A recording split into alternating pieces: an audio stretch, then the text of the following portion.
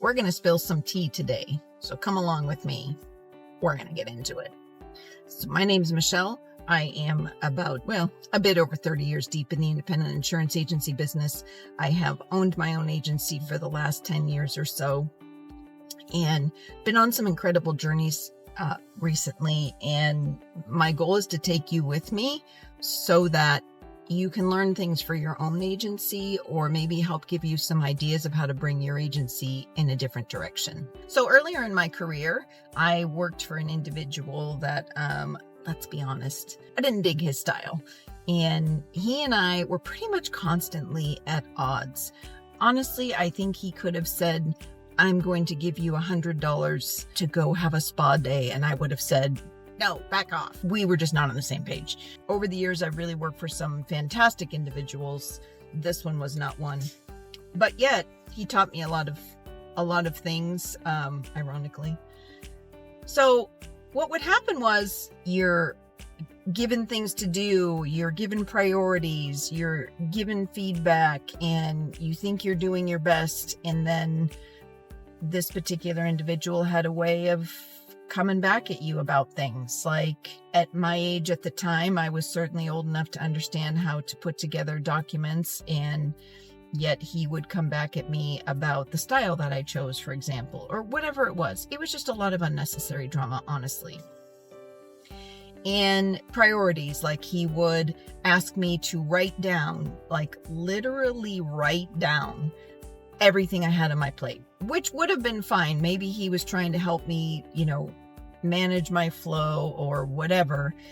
I later learned that was not the case, but that's a whole story for another day. But what that created in me was very interesting, and I didn't really realize it till very recently.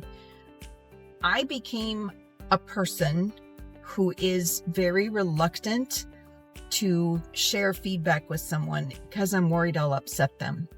Because I'm worried that they won't think that I appreciate all the great work they do for us.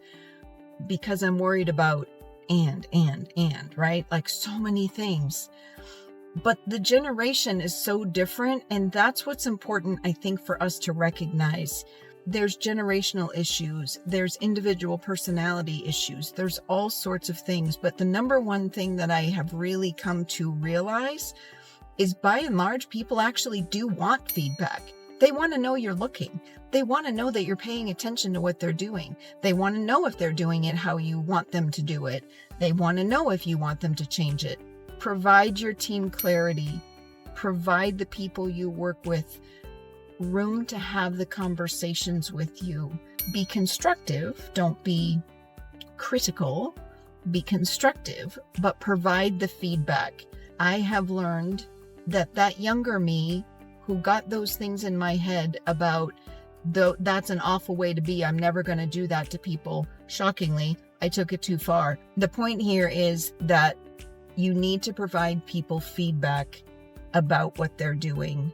You need to do it in a way that's polite and constructive, but share with people what your expectations are. Share what they can do better, especially share when they're really nailing something right on.